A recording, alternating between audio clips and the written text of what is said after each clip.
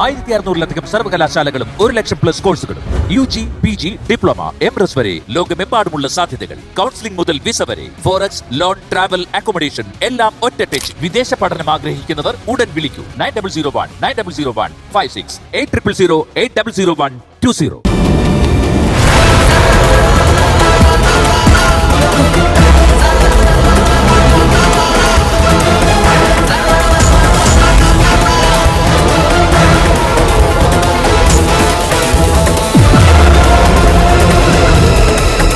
ഈശ്വര,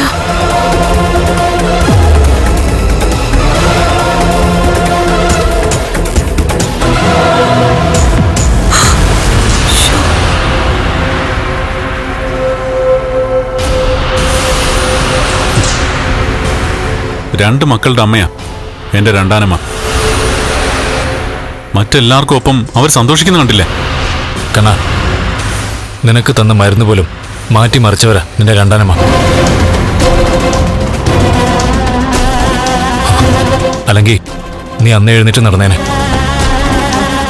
കാലിന് ചലനശേഷിയില്ലാത്ത നിന്നെ കാണാനാ അവരാഗ്രഹിച്ചത്. ഇപ്പോൾ അവരാഗ്രഹിക്കുന്നത് മഹിയെപ്പോലെ തന്നെ നിന്റെയും മാല ചാർത്തിയ ചില്ലിട്ട ഫോട്ടോ കാണാനാ. സാറേ, ഇതൊക്കെ കേട്ടിട്ട് എന്റെ രക്തം തിളയ്ക്കുന്നു സാറേ.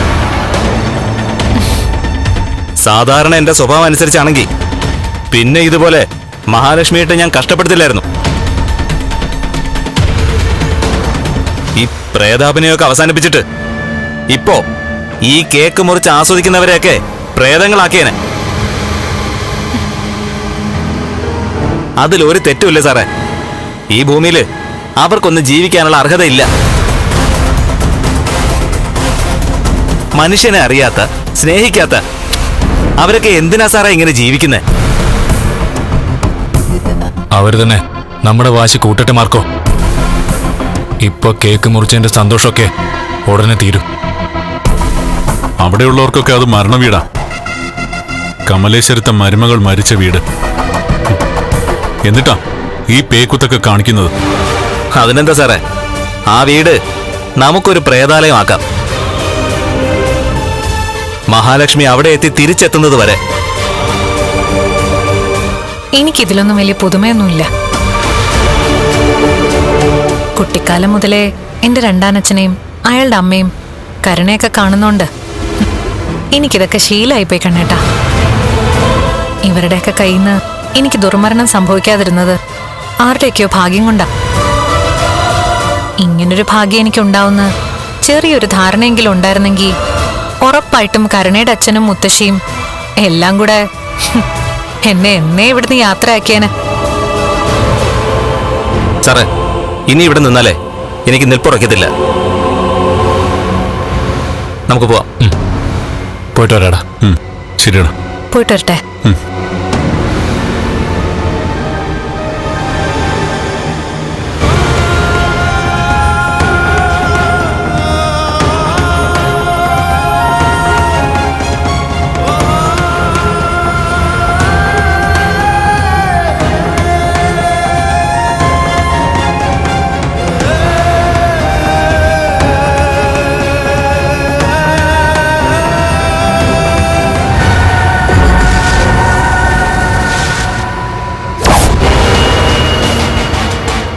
നമുക്കിറങ്ങാം.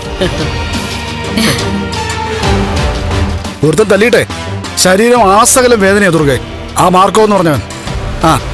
അതുകൊണ്ട് നാളെ രാവിലെ തന്നെ ആ തോമസ് വൈദ്യന്റെ വീട്ടിലോട്ട് പോകാന്ന് വിചാരിക്കുക. അവിടെ കണ്ണനുണ്ടല്ലോ. അതുകൊണ്ട് തന്നെയാ ഞങ്ങള് പോകുന്നത്. കർക്കിടക മാസമല്ലേ, ഈ മാസത്തിൽ ശരീരത്ത് കുറച്ച് കുഴമ്പിട്ടാലേ അത് വലിയ ഗുണമാ. അത് മാത്രമല്ല, ലക്ഷ്മിയെ കാണാത്തതുകൊണ്ട് കണ്ണൻ ഇപ്പൊ വലിയ സങ്കടത്തിലായിരിക്കുമല്ലോ. അവനെ ഒന്ന് സമാധാനിപ്പിക്കൂടെ ചെയ്യാം. നമ്മൾ അവന്റെ സങ്കടത്തില് സഹകരിച്ചില്ല എന്ന് വേണ്ട ദുർഗെ. അതെ, ഞാനിടയ്ക്ക് അവനെ വിളിച്ച് സമാധാനിപ്പിക്കാനൊക്കെ ശ്രമിക്കുന്നുണ്ട്. അപ്പോഴവൻ പറഞ്ഞതെന്താന്നറിയോ? ലക്ഷ്മിയുടെ മിസ്സിങ്ങിന് കാരണക്കാരായവര് വിളിച്ച് സഹതാപം രേഖപ്പെടുത്തണ്ടെന്ന്. ഞങ്ങൾ ചെല്ലുമ്പോഴും അങ്ങനെയൊക്കെ പറയും. പക്ഷെ അതൊന്നും നമ്മൾ കാര്യാക്കുന്നില്ല. അത് തന്നെ. പിന്നെ ഉണ്ണി, ഇടയ്ക്ക് മോളെയും കൂട്ടി അങ്ങോട്ട് പോകുന്നതിനകത്ത് തെറ്റില്ല കേട്ടോ. എനിക്കങ്ങനെ ഉള്ളിൽ സന്തോഷം വെച്ചിട്ട് പുറമെ ദുഃഖമൊന്നും കാണിക്കാൻ പറ്റില്ല. അഭിനയം എനിക്ക് വശമില്ല. പക്ഷേ ഇങ്ങനെയുള്ള സാഹചര്യത്തില് കുറച്ചൊക്കെ അഭിനയിച്ചേ പറ്റുള്ളൂ മോളെ. ഓ എന്തൊക്കെയായിരുന്നു കമലേശ്വരത്തെ വലിയേട്ടന്റെ പ്രകടനങ്ങള്.